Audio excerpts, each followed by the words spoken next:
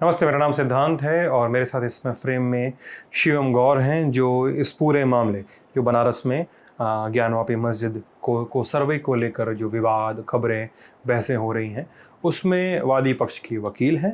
Rakhi Singh and others ने 2021 में एक वाद दाखिल किया था बनारस कोर्ट में। शिवम उस पूरे केस को न्यायालय में रिप्रेजेंट कर रहे हैं। शिवम, बातचीत करने के लिए बहुत बहुत शुक्रिया। मैं इस इंटरव्यू में 2-3 चीज़ें बताना चाहता हूँ जो मेरी फाइंडिंग भी हैं, जो मैं अभी तक पकड़ के आया हूँ। जितना सिरा मैं पकड़ सका हूँ बातचीत का, उसके आधार पे बातचीत करूँगा। लेकिन सबसे पहला सवाल आपसे ये है कि आपके हिसाब से आपके केस की कहानी क्या है? ये वाद क्यों दाखिल हुआ? क्या बातचीत है? देखिए, ऐसा है, काशी जो है ये शिव की बसाई हुई नगरी है, जो बताया जाता है पुराणों में, वेदों में काशी का पूरा जिक्र मिलेगा आपको। तो मान्यता ये थी कि ये जो 5 कोस का एरिया है, 5 कोस जिसे कहा जाता है, मतलब आपका 5 कोस के अंदर 9130 प्लाट नंबर है ये, जिसको लेकर के विवाद दाखिल किया गया है। इस पर शिव जी अपने परिवार के साथ स्थापित है और विजिबल और इनविजिबल फॉर्म में उनकी पूजा यहाँ पे की जाने का अधिकार हिंदुओं को है। ये वाद हमारा दाखिल किया गया क्योंकि जो फाइंडिंग्स सुप्रीम कोर्ट ने, ऑनरेबल सुप्रीम कोर्ट ने राम मंदिर जजमेंट में दी कि first in existence prior in existence, ये भी एक ग्राउंड है। क्योंकि पहले जो वहाँ पर मौजूद था उसको किसी दूसरा आके वहाँ से नहीं हटा सकता, ये सुप्रीम कोर्ट का कहना है। In the case of deity, जो प्रॉपर्टी एक बार डीटी के में आ गई, the interest of deity can't be violated, can't be infringed, can't be alienated. तो किसी बेस पर डीटी के इंटरेस्ट को कोई सोल्ड आउट नहीं कर सकता। यहाँ तक कि मैनेजमेंट कमेटी जो है वो भी केवल मैनेज करने के लिए, अरेंजमेंट्स के लिए है। तो डीटी के इंटरेस्ट को करने के लिए डिवोटीज को पूरा राइट है, सीबीएट्स को पूरा राइट है। ये लोगों से स्टैंड आई है इस केस की। अब होता क्या है कि ये केस दाखिल किया गया कि हमें माँ श्रृंगार गौरी और अन्य देवी देवता जो वहाँ पर विजिबल और इनविजिबल फॉर्म में प्रेजेंट है, उनकी पूजा का अधिकार दिया जाए। बार बार ये कहा जाए कि माँ श्रृंगार गौरी, माँ श्रृंगार गौरी टाइटल है, द पहला नाम जो जिक्र किया गया उस वाद के अंदर भी है वो है।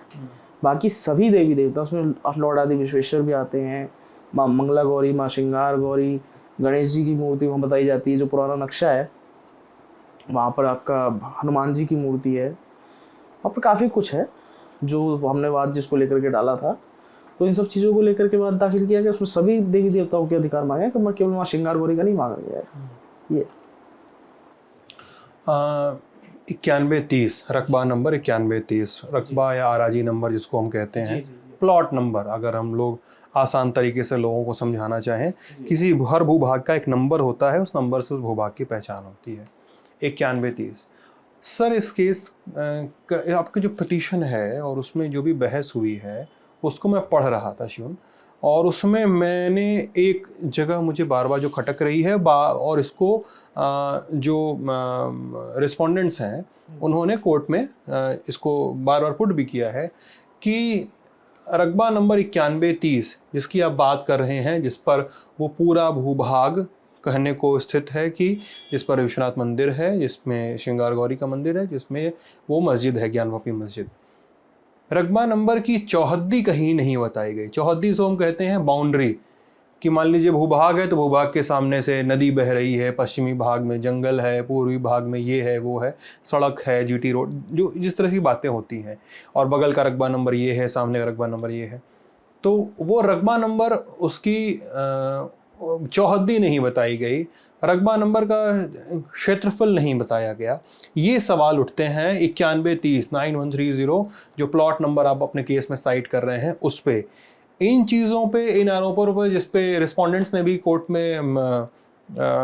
में इसको ऑब्जेक्ट किया था, जिसके बेसिस पे ही ये सारा विवाद आगे बढ़ता है। इस पर आपका क्या कहना है सर?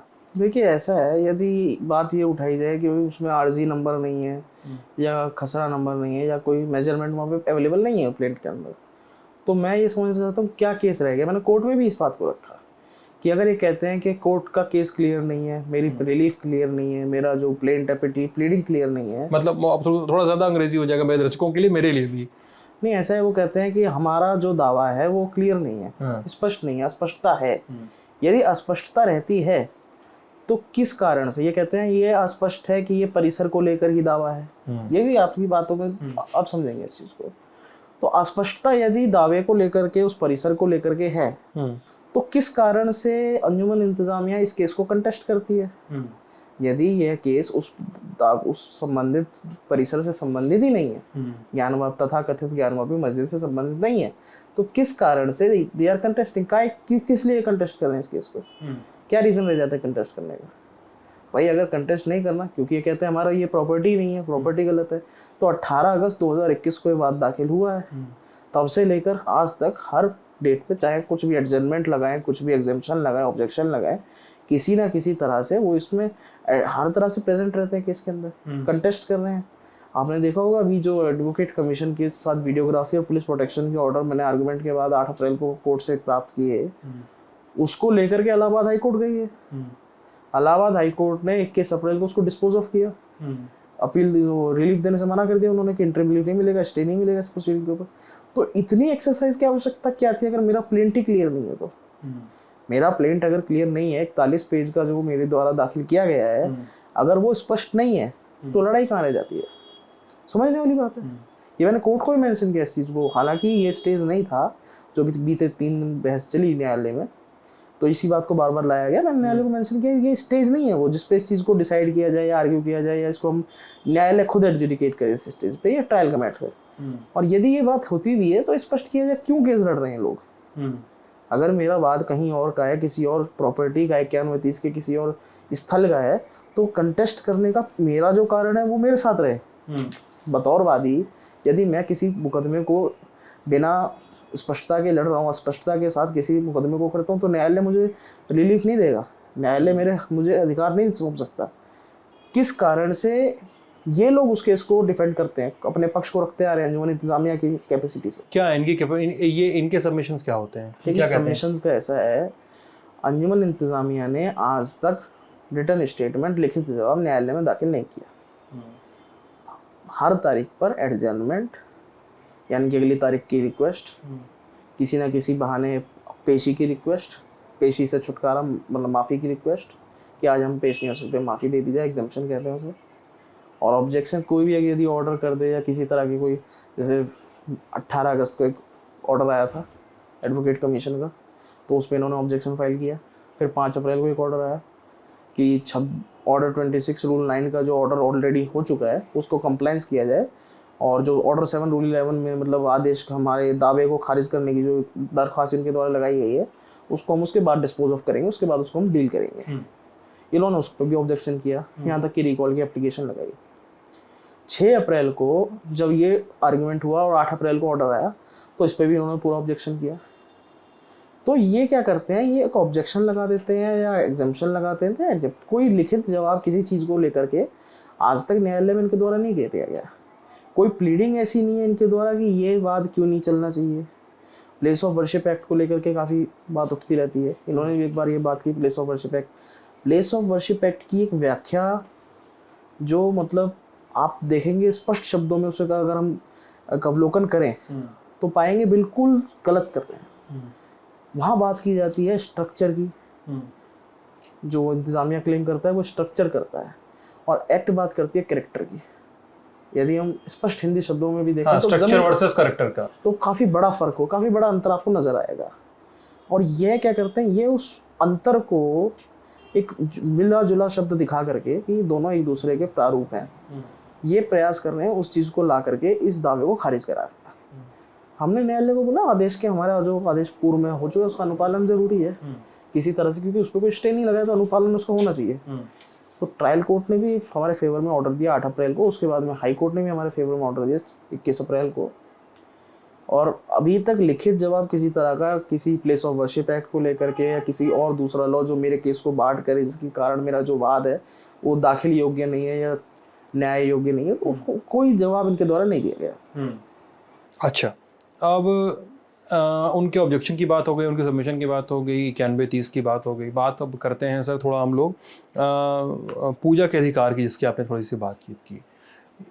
बार बार ये बात उठती है इस पूरे केस में कि जिन्होंने वाद दाखिल किया जी वो कहते हैं उनका मोटिव कोर्ट में और मीडिया में दोनों जगह मोटिव क्लियर नहीं है। मैं अपनी बात रख दूं, कोर्ट में मोटिव है कि उनको अनइंटरप्टेड पूजा का अधिकार दिया जाए। साल भर में एक बार चैत के चौथे दिन जो श्रृंगार गौरी की पूजा होती है उससे अलग पूजा हर दिन हो, साल 1990 तक जैसे होती रही थी, ठीक है। और बाहर ये बात तैर रही है कि अब उस मस्जिद चूंकि पहले मंदिर थी, लोग ये दावा कर रहे हैं तो मंदिर उस पूरी ज़मीन को मंदिर कमेटी को सौंप दिया जाए, वो मंदिर का एक्सटेंशन हो जाएगा। एक तो ये बात होती है। दूसरा और ये बात होती है कि जो लोग ये दावा करते हैं कि वो 1990 तक उस मंदिर में पूजा करते थे, जिसमें आपके पिटिशनर्स भी शामिल हैं, तो वो ये क्यों नहीं क्लियर बताते कि मंदिर के तहखाने में उस समय वो क्या देखते थे, या मस्जिद में के आसपास श्रृंगार गौरी के आसपास उस समय वो क्या नोटिस करते थे। ये बातें जो उठती हैं, इन पे आपका मैं जवाब देना चाहूँगा शिवम जी। देखिए ऐसा है, ये जो केस है, किसी भी केस को जब कोर्ट में देखा जाता है तो ये एक बेसिक प्रिंसिपल ऑफ लॉ है कि plaint can't pay read at a part and parcel. मतलब किसी भी दावे की 4 लाइनों को देख करके हम ये नहीं कह सकते कि दावे का जो बुनियाद है वो ये है। पहली चीज़, जब आप पूरा दावा देखेंगे तो उसमें श्रृंगार गौरी और अन्य देवी देवताओं की बात की गई है। 90 तक सभी देवी देवताओं की जो मौजूद थे उनकी पूजा होती थी। यहाँ तक कि स्थान जो है उसके, क्योंकि ये रिलीजियस ऑब्जेक्ट है, ये सुप्रीम कोर्ट के जजमेंट्स में भी है कि हिंदू धर्म में स्थान का भी एक अलग महत्व है। कि कहीं भी आप जाएंगे तो स्थान जो लोकल होता है, लोकलाइट्स होते हैं, उन्होंने अपने एक स्थान देवता बनाए हुए होते हैं। खासकर बिहार में जो कहा जाता है कि ये स्थान बिहार, उत्तर प्रदेश, हरियाणा, सब जगह ये चीज़ आपको मिल जाएगी। कुल देवता कह देते हैं। तो स्थान का भी महत्व है और 5 कोस का जो महत्व है वो भी स्पष्ट है। अब जो बात आती है कि वहाँ पर कुछ और है, यहाँ पर कुछ और है, ये दावा पहले दिन से के सभी देवी देवताओं को लेकर के था, लेकिन माँ श्रृंगार गौरी का जो टर्म है, जो शब्द है, वो पहले लिख दिया गया, और and all other visible and invisible deities, यानी अन्य देवी देवता। वो इनविजिबल वाले भी कहते हैं कि अदृश्य पे आप क्या कह रहे हैं, अदृश्य की क्यों बात कर रहे हैं, वो ये भी कहते हैं। अदृश्य की जो सवाल उठता है, देखिए कोर्ट में तो उन्होंने कभी नहीं कहा इस चीज़ को, विपक्षी ने कभी कोर्ट में कभी इस चीज़ को नहीं उठाया कि अदृश्य। देखिए अदृश्य की बात यह है कि जो वेद हैं, जो पुराण हैं, उनकी मान्यता ये है कि शिव परिवार आज भी वहाँ पर स्थापित है, अपनी ओरिजिनल फॉर्म में, इनविजिबल फॉर्म में भी है, विजिबल में भी है, जो वेद पुराण कहते हैं। और धरती के आखिरी समय तक वहाँ पर ऐसे ही शिव परिवार विराजमान रहेगा। नंदी जी, ये सब इनविजिबल फॉर्म कह सकते हैं या स्थान का महत्व कह सकते हैं, तो वो इनविजिबल है। और ये चीज़ किसी ने आज तक ऑब्जेक्ट नहीं करी, और मेरा ये प्लेंट है, ट्रायल का मैटर है, मैं उसमें क्या एविडेंस लाता हूँ या क्या लाता हूँ। और रही बात ये कि क्या बयान आता है, देखिए बयान एक अलग चीज़ है। राजनीतिक बयान को या किसी पोषित बयान को आप कोर्ट से कनेक्ट नहीं कर सकते, ना कनेक्ट करके हमें देखना चाहिए। जो बात कोर्ट में चल रही है वो ये है कि हमारी तरफ से प्लेंट गया है, आज करीब 9 महीने होने आ गए हैं, अब तक इनकी तरफ से लिखित जवाब नहीं आया है। लिखित जवाब के लिए इन्होंने करीब 5 बार एग्जाम्पशन मांगा है कि हमें समय दिया जाए। अब लॉ की बात की जाती है तो सीपीसी कहता है कि 1 महीने के अंदर अंदर आपको लिखित जवाब देना है। ये सीपीसी कहता है, ये प्रक्रिया कहती है, कानून कहता है।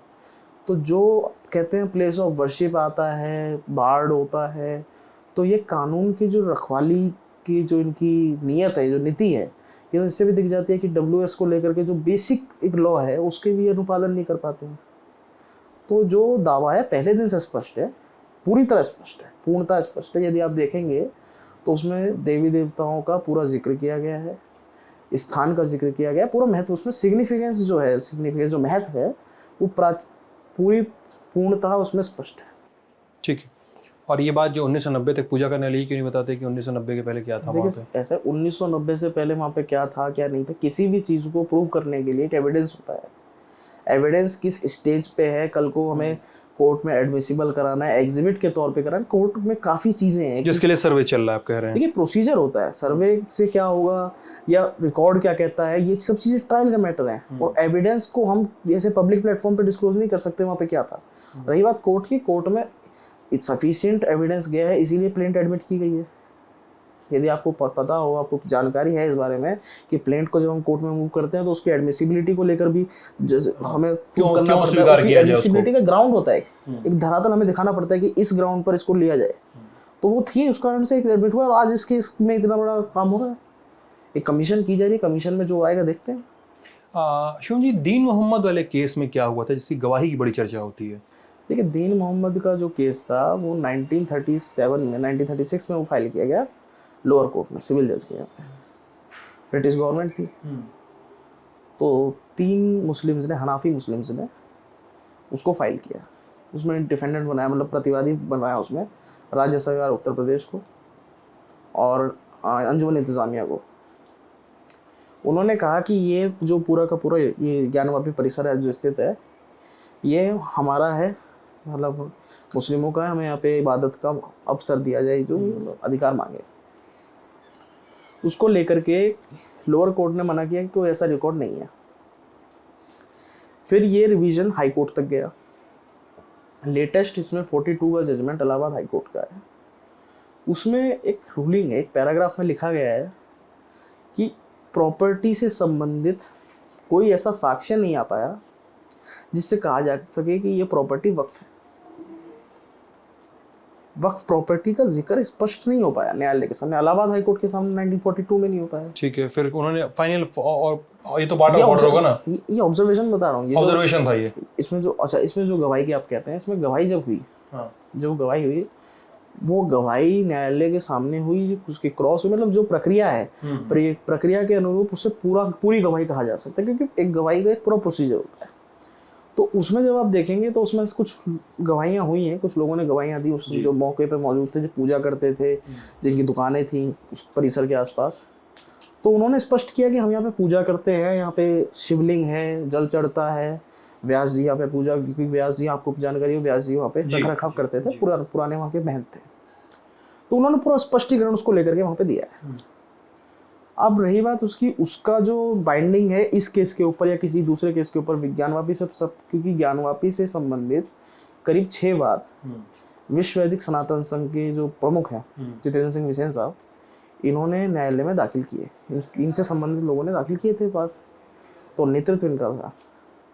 अब होता क्या है कि उन सभी केसेस में यदि आप देखेंगे तो दीन मोहम्मद की कोई रूलिंग उसमें एप्लीकेबल नहीं है। लॉ पॉइंट से अगर आप जाएं तो दीन मोहम्मद के केस में कभी भी किसी हिंदू को सुना नहीं गया, हिंदू कभी उसके केस में पार्टी नहीं था। और हिंदू से अहम है डीटी, देवता स्वयं, लॉर्ड आदि विश्वेश्वर है, स्थान है, माँ श्रृंगार गौरी है, कार्तिक है, नंदी जी है, काफ़ी है। किसी को पार्टी नहीं बनाया गया। जैसे अयोध्या के केस में रामलला विराजमान पार्टी थे, आपको जानकारी है इस बारे में। तो नेक्स्ट फ्रेंड के तौर पर किसी को नहीं सुना गया। और ये जजमेंट है, ये रूलिंग है, एक सेटल्ड लॉ है सुप्रीम कोर्ट के द्वारा, इलाहाबाद हाई कोर्ट के द्वारा, कि जिसमें कोई व्यक्ति पार्टी, जिसमें डीटी खुद पार्टी नहीं है, मैनेजमेंट कमेटी को सुनकर के आप फैसला नहीं कर सकते। तो ये दीन मोहम्मद की जो रूलिंग है, फाइंडिंग है, ये कहते हैं ट्रायल कोर्ट का जो ऑर्डर था उसमें हमें थोड़ी सी जगह दे दी गई। तो थोड़ी सी जगह पहली बात अंजुमन इंतजामिया की नहीं बताई गई, हनाफी मुस्लिम को दिया गया था, 3 मुस्लिम्स के लिए बता दिया, तो चलो तुम्हारा अधिकार है, इतने में एक चबूतरे के तो लेकर के। और रही बात उसकी कि उसकी बाइंडिंग हमारे केस पे या किसी दूसरे ज्ञानवापी परिसर से संबंधित केस पे, तो जब उसमें डीटी पार्टी नहीं थी तो बाइंडिंग नहीं हो सकता, ये सेटल्ड हो जाता है। आपने इसलिए डीटी को ही पार्टी रखा? डीटी पार्टी है, डीटी को सुने बिना डीटी के इंटरेस्ट को नहीं कर सकता डिक्लेयर, ये सेटल्ड लॉ है, ये लॉ पॉइंट कहता है। और ये मतलब ये क्लियर आप देखेंगे, इसको चीज़ों को ऑब्जर्व करेंगे तो दिखेगा कि केस कहीं से कहीं बार नहीं है, ना कोई लॉ उसको बार करता है, ना कोई जजमेंट उसको बार करता है, क्लियर है जी। अच्छा, अब इस पूरे मसले पे शिवम, मैं ये जानना चाहता हूँ आपसे कि आपसे आज ये सवाल बहुत बार पूछा जा रहा होगा, जब आप जहाँ से आप होकर आए हैं आज, वहाँ पे सर्वे का आज एक और फेज था, 8 से 12 आप सर्वे नीचे तहखाने में थे वहाँ पे, और जो खबरें छन छन के पता नहीं क्या क्या आ रही थी, कुछ सच थी और कुछ नितांत झूठी थी, कुछ में क्या था क्या नहीं था नहीं पता। तो सर्वे का एक दिन बीत गया है, कोर्ट में जो चल रहा है, और सर्वे में जो आपने देखा, इन सब के आधार पे केस को किधर जाता देख रहे हैं आप? देखिए, केस का मैं ये कह सकता हूँ कि केस अपने तरीके से ठीक है, और जो आज वहाँ पर देखा गया है, जो माहौल रहा वहाँ पर, जो वातावरण रहा, वो अनुकूल था। शासन और प्रशासन का सहयोग रहा, किसी प्रकार का अवरोध अंजुमन इंतज़ामिया के द्वारा भी नहीं किया गया। जो कुल मिलाकर के मैं कह सकता हूँ कि आदेश का अनुपालन किया गया, जो ट्रायल कोर्ट का आदेश है और जो हाई कोर्ट ने भी मोहर लगा दी थी 21 अप्रैल को माननीय न्यायालय ने, उसका भी वो किया गया और पूरा उसका सम्मान किया गया, उसका हम स्वागत करते हैं। रही बात कि मैं वहाँ देख करके कहाँ जाता हूँ, तो उसके लिए भी रुक जाते हैं। सोमवार को रिपोर्ट आएगी, मंगलवार को हम देख लेंगे। जनता को कब पता चलेगा कि वो सर्वे में क्या मिला? देखिए, जनता को कब पता चलेगा, ये कोर्ट की क्योंकि फाइल की बात है, कोर्ट फाइल है ये। लेकिन हालांकि ये है कि कुछ चीज़ें स्पष्ट होंगी रिपोर्ट आने के बाद। न्यायालय में जब रिपोर्ट आ जाएगी तो कुछ हद तक जनता के सामने में चली जाएगी। और जिस जितेंद्र बिसेन का आपने नाम लिया है अभी, उनका एक स्टेटमेंट पिछले 2-4 घंटों से मीडिया में तैर रहा है कि कल्पना से अधिक चीज़ें मिली हैं। जी, देखिए वो, आप इस स्टेटमेंट सरोकार रखते हैं? देखिए, सरोकारी की बात यह है कि वो उनका व्यक्तिगत है। मैं एक उनका एडवोकेट हूँ, बीइंग एन एडवोकेट मैंने उनको कंपनी किया, मैं उनके साथ किया वहाँ पे, और उनका जो कहना है, उनकी ऑब्जर्वेशन केस को लेकर के है, उन्होंने न्यायालय के सामने, उन्होंने सबके सामने रखी, आपसे साझा की, उसमें कुछ गलत नहीं है। कितना है क्या है ये एग्जैक्टली पता चलेगा। हालांकि ये है कि जो हो रहा है, यदि हम संतुष्ट हैं तो हमारे अनुरूप है। अभी आरोप प्रत्यारोप करने का या किसी तरह का दावा करने का समय नहीं है। तो पूरी कार्रवाई से अभी आप संतुष्ट हैं? हम संतुष्ट हैं, जो आज कार्रवाई की गई सहयोग से भी, और जो हमें एक अंजुमन इंतजामिया की तरफ से बार बार विरोध उत्पन्न किया, ऑब्जेक्शन ऑब्स्ट्रक्शन क्रिएट किए जा रहे थे, आज वो नहीं हुए। तय समय के अंदर हम कर पाए, इसके लिए भी हम बहुत सम्मान करते हैं। न्यायालय का एक आदेश ऐसा दिया गया जिससे सभी बाधाओं को हटा दिया गया। अच्छा, मुझे नहीं पता कि आपके डिटेल रिवील कितनी कर पाएंगे, फिर भी मैं पूछना चाहूँगा कि जो आज सर्वे हुआ, सर्वे को अगर ब्रेक डाउन करें उसकी टाइमलाइन को, कि कब गए अंदर, चाबी आई, ताला आया, क्या जो कहानियाँ चल रही थी, उसमें से क्या बता सकें यहाँ? टाइमलाइन कैसी क्या थी, कितनी थी? देखिए, ऐसा टाइमलाइन एग्जैक्टली क्या थी, क्योंकि अंदर किसी प्रकार से मैं आपको बता दूं, मोबाइल फ़ोन अलाउड नहीं थे। ओके, मोबाइल फ़ोन अलाउड नहीं थे, और इलेक्ट्रिकल अप्लायंसेस ज्ञानवापी परिसर में, काशी विश्वनाथ मंदिर में भी घड़ी हो, कुछ भी हो, अलाउड नहीं होता। तो जो टाइमिंग थी उसको लेकर के बस जो मोमेंट पे क्लैरिफाई किया गया, इस समय पर ये हुआ, इस समय पर ये हुआ, तो हर चीज़ की टाइमिंग नोट की गई है। पहली नोट की जा रही थी हर चीज़। तो एग्जैक्टली मैं आपको क्या बताऊं कि किस टाइम पे क्या हुआ, किस टाइम, ये पॉसिबल नहीं हो, क्योंकि हर चीज़ की आज 4 घंटे वहाँ पे क्या क्या हुआ, हर चीज़ एक टाइमिंग के साथ की गई। वीडियोग्राफी भी हुई, वीडियोग्राफी के ऑर्डर थे, कंप्लाइंस हुए, वीडियोग्राफी हुई। तो जो टाइमिंग नोट की गई है, वो जो मैं इतना कहना चाहूँगा, ये नहीं बताऊँगा क्या है क्या नहीं है, लेकिन इतना मैं क्लियर करूँगा, जो एक इमेज लोगों के सामने आ रही है, जो मतलब मीडिया में या लोग बता रहे हैं कि इतना टाइम बजे, वो उतना बजे नहीं हुआ, ये मैं क्लियर कर दूँ।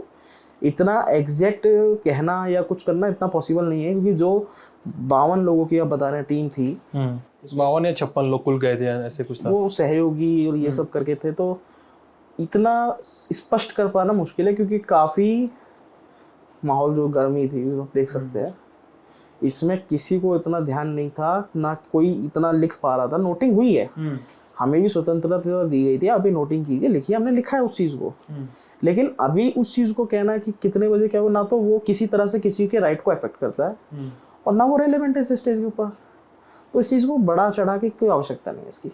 रिपोर्ट आती है 17 तारीख को, जो होगा अच्छा होगा, न्याय करेगा न्यायालय, स्वागत करते हैं उसका। ठीक है सर। तो ये थे शिवम जी, इस पूरे मामले पर अपनी बात कहते हुए, अपनी जानकारी और जिस पूरे केस पर जो भी उन्हें कहना था वो कहते हुए। आप ललन टॉप पे ये बातचीत देख रहे थे, मैं और मेरे साथी जेरी इस मैटर पे बने हुए हैं। आप अपना ख्याल रखिएगा। बहुत बहुत शुक्रिया।